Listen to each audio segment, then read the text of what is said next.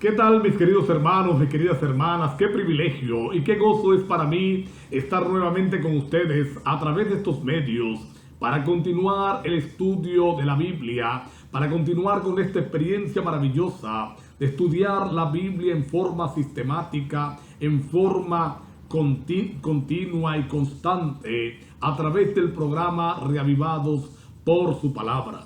Es mi oración que al estudiar cada capítulo, esa palabra pueda internalizarse dentro de nosotros, transformar nuestras vidas a imagen y semejanza de Dios y convertirnos en instrumentos de salvación para otros. No olvides que cada vez que estudiamos la palabra de Dios, entonces nos convertimos en deudores de aquellos a los que queremos ver salvos, a los que queremos ver en el reino de los cielos. Estamos llegando hoy al capítulo número 19 del Evangelio según San Juan. En este capítulo se va a continuar el juicio realizado en contra de Cristo Jesús, la sentencia de este juicio, la ejecución y por supuesto entonces la muerte de Cristo Jesús en la cruz del Calvario por los pecados de todos los hombres.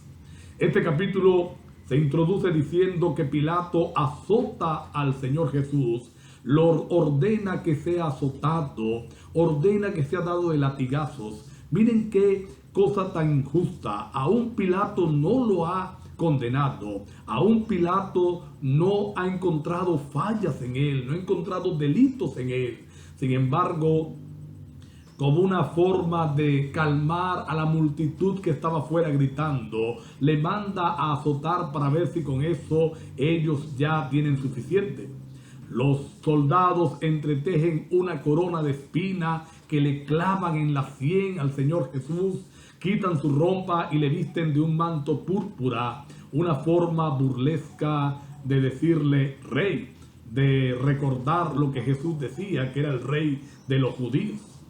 Así que de esa forma lo llevan a Pilato, Pilato lo presenta otra vez a la multitud grita, crucifíquenle, crucifíquenle. Él les dice, yo no encuentro delito en él, no encuentro nada malo, no sé por qué quieren que lo crucifique. Y entonces ellos dicen, él se ha hecho rey, se ha hecho hijo de Dios, se ha hecho divino y según nuestra ley eso es blasfemia y por eso lo queremos condenar, porque se ha hecho llamar el Hijo de Dios. Cuando Pilato escucha que es el Hijo de Dios, el miedo que tenía ante él se acrecienta.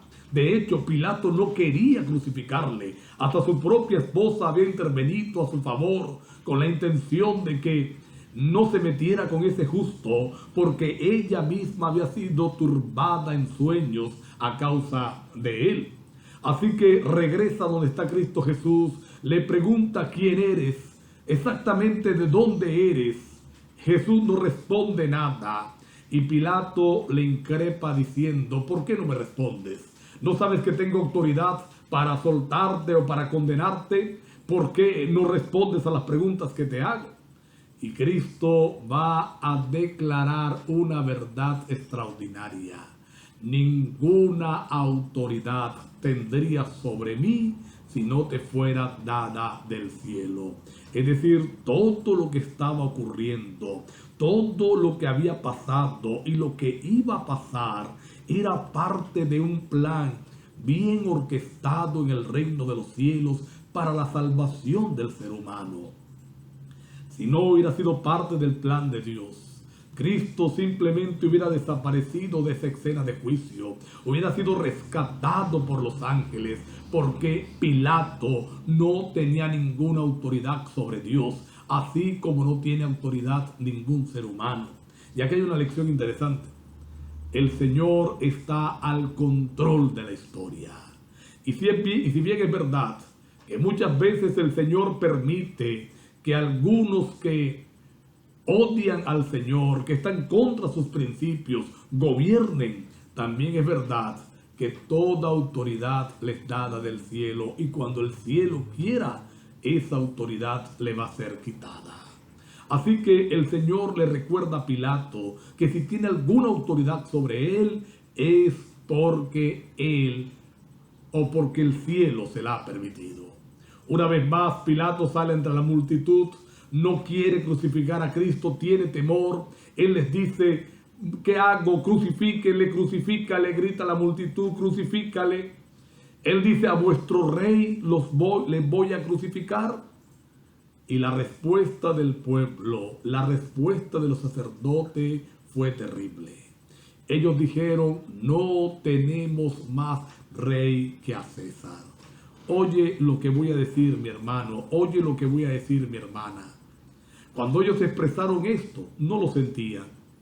Realmente ellos no habían perdido la esperanza mesiánica. El problema es que Cristo no cumplía las características que según ellos debía tener el Mesías: un rey, un soldado, un combatiente contra el imperio, un libertador de la esclavitud romana. No entendieron que el Mesías traería libertad de la esclavitud del pecado. Ellos odiaban al César.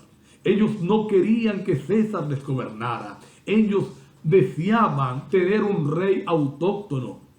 Pero en ese apuro por salir de Jesús, en esa carrera por decretar rápido la muerte de Cristo, entonces se atrevieron a decir: no tenemos más rey que a César.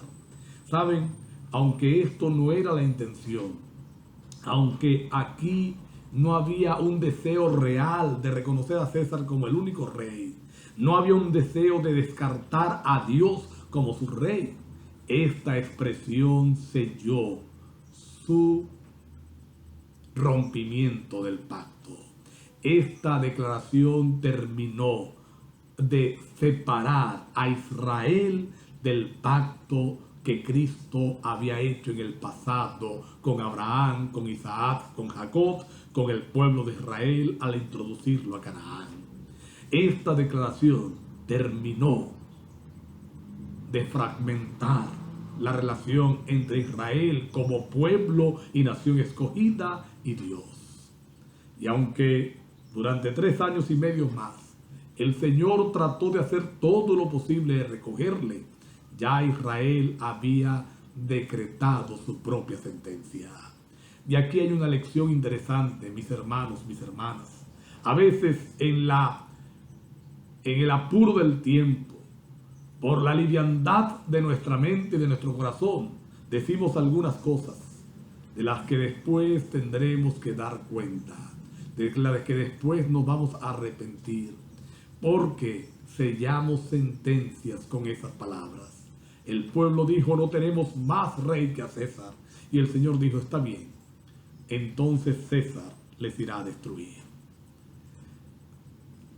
Pilato entrega a Cristo para que sea crucificado: crucifíquenle ustedes.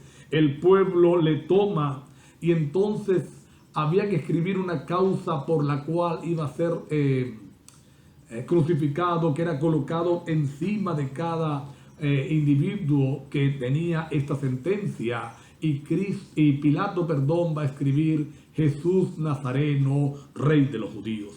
Vamos a darnos cuenta de algo interesante. Mateo, Marcos, Lucas y Juan, los 4 hablan de lo que estaba escrito por encima de la cabeza de Jesús. Y en las 4 escrituras hay algunas diferencias. ¿Por qué nosotros aceptamos que la que está más acertada es la de Juan? No olviden que Juan estaba allí abajo de la cruz. Juan estaba allí debajo de la cruz. Así que Juan pudo leerlo. Mateo, que era el otro discípulo, no estaba esparcido. Lucas y Marcos escuchan referencias. Juan es el que dice exactamente, que decía la tablilla: Jesús Nazareno, Rey de los Judíos. Y cuando los fariseos y los sacerdotes ven esto, le dicen a Pilato: no, cámbialo. Di que se hizo pasar, que se creía, que decía ser. Y Pilato dice: lo que está escrito, escrito está. Porque aquí, aunque Pilato no lo quisiera reconocer, o mejor dicho, no fuera su intención, estaba haciendo una profecía. Cristo era el rey de los judíos. Cristo era el Mesías prometido. Otra cosa interesante que encontramos en este capítulo, que ya lo mencioné en una oportunidad, en otro capítulo que habla sobre el juicio, pero quiero resaltarlo, es que echan suerte sobre la túnica de Cristo Jesús.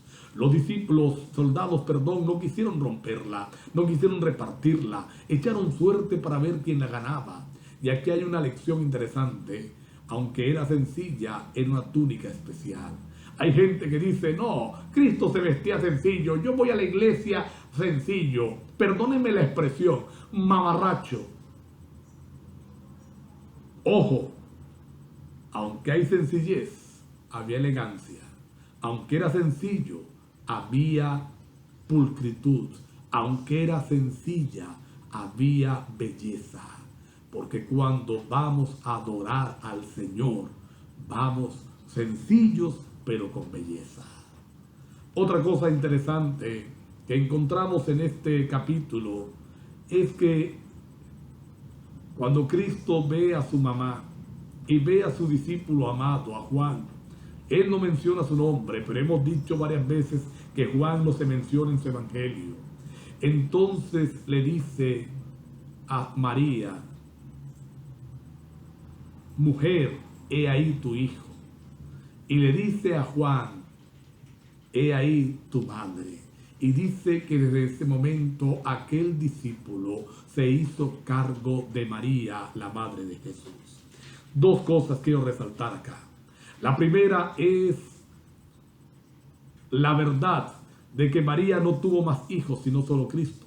Que los otros hijos que se mencionan, los hermanos de Cristo que se mencionan, sin duda eran hijos de José. Porque si María hubiera tenido otros hijos, pues tenía quien la cuidara.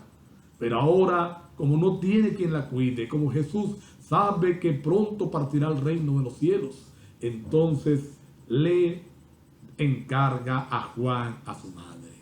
Lo segundo que quiero resaltar es la belleza del Espíritu de Cristo Jesús. Aún en el sufrimiento terrible que estaba pasando, aún en la muerte agonizante, en el momento agonizante que estaba viviendo, tuvo tiempo para pensar en su mamá. Tuvo tiempo para respetar el quinto mandamiento. Ojalá que ese espíritu esté en todos nosotros también. Cristo murió esa misma tarde. De hecho, dice la palabra de Dios que fueron a quebrar las piernas. Y qué cosa tan cruel. Imagínense en ese dolor que están sufriendo y ser quebrado las piernas. La quebraron a los que estaban al lado de él, a los ladrones que estaban al lado izquierdo y derecho. Pero cuando fueron a donde Cristo Jesús, no hubo necesidad de hacerlo, porque los soldados se dieron cuenta que había muerto.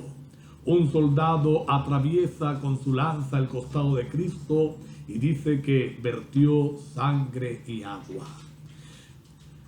No hay mayores declaraciones o mayores explicaciones por qué este comentario. Pero sin duda, no olviden que Juan está escribiéndole a los cristianos. Está escribiéndole tardíamente, no como los otros evangelios que fueron más tempranos. Y Juan está combatiendo una herejía que ya se estaba asomando allí entre los cristianos primitivos. Aquella que aseguraba que Cristo no era realmente un humano, sino que era una apariencia de humano. Por eso Juan menciona el hecho de que fue atravesado con la lanza y salió sangre de él, agua de él. Algunos eruditos hablan de que esta sangre o esta agua proviene del quebrantamiento profundo del corazón de Cristo, pero son especulaciones, cualquier cosa que podamos decir. Termina este capítulo mencionando a dos discípulos que no son parte de los 12, pero que cumplen una función extraordinaria al final de los días de Cristo y en el comienzo de la iglesia primitiva: José de Arimatea y Nicodemo. El primero, un rico, poderoso, influyente, Fue hasta Pilato para pedir el cuerpo de Cristo y cedió su tumba para que allí fuera sepultado el Maestro. Y el segundo, sin duda, invirtió parte de su riqueza para comprar aquellas esencias aromáticas con las que se iba a ungir el cuerpo de Cristo Jesús. Nicodemo, y aquí lo menciona Juan, es el que fue a él de noche. Y aquí vamos a encontrar una lección extraordinaria. ¿Sabes? Durante todo este tiempo, Nicodemo no está allí. Pero al final del tiempo, al final de la historia de Cristo, él se identifica como seguidor. Vamos a predicar el Evangelio. Vamos a llevar este Evangelio a muchos. Porque cuando lo llevamos, puede que el resultado no se dé enseguida. Puede que el resultado no venga de una vez, pero va a llegar en el nombre del Señor. Vamos a inclinar nuestro rostro para orar. Querido Padre, gracias por el capítulo 19 del Evangelio según San Juan. Gracias por las lecciones. Gracias, Cristo, por morir en nuestro lugar. Transforma nuestra vida, transforma nuestro corazón. En el nombre de Jesús. Amén. Dios les bendiga, mis queridos amigos, mis queridas amigas. Lindo día para todos ustedes.